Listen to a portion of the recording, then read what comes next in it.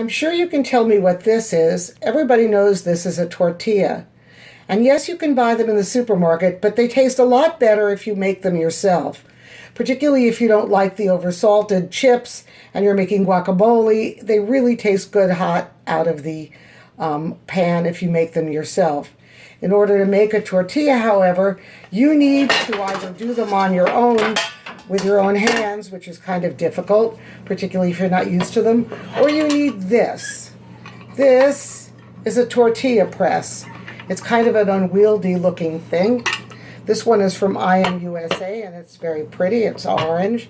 In order to make a tortilla, you actually need to make the dough, and you can have corn tortillas or flour tortillas. It doesn't matter which one you like. For flour tortillas, you need all-purpose flour, baking powder, and salt, and lard or vegetable shortening, and some water, and then you have to do some stuff to it. You can look on advicesisters.com on my Cinco de Mayo feature, and you'll find the recipe. Or you can make a corn tortilla, which is a little easier, and that's masa harina, which is just corn meal, and kosher salt and warm water. You mix it all together in a dough. I'm not doing this now because I have about 2 seconds to show you how the press actually works. Now, once you have your dough together, whether it's flour or it's corn, the best thing to do is put a piece of either wax paper or plastic wrap on the side of the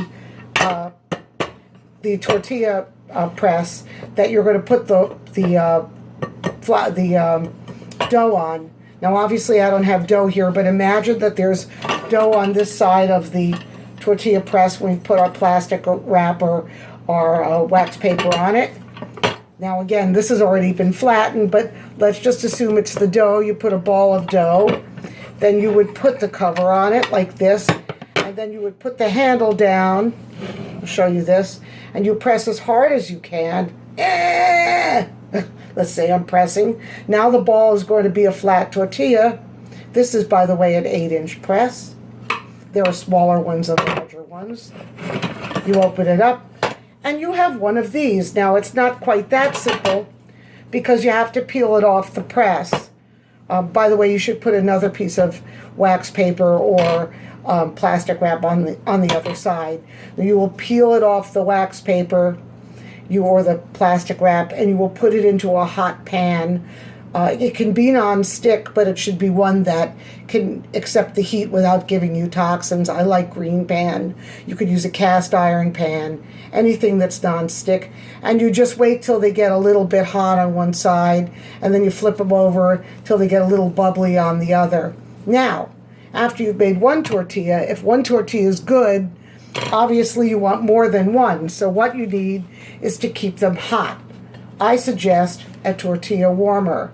Maybe it's a little extra, but it keeps your tortillas really nice and hot.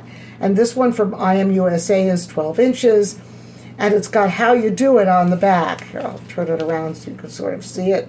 It basically tells you if you have 2 to 4 tortillas, how long you keep them in, up to a dozen tortillas at a time. Basically what you do, and you can use this for store-bought tortillas too, to make them hot and keep them hot. You basically put this tortilla warmer in the microwave, and you just heat it up, and then you put your tortillas in it, and they stay nice and hot. So it really works well.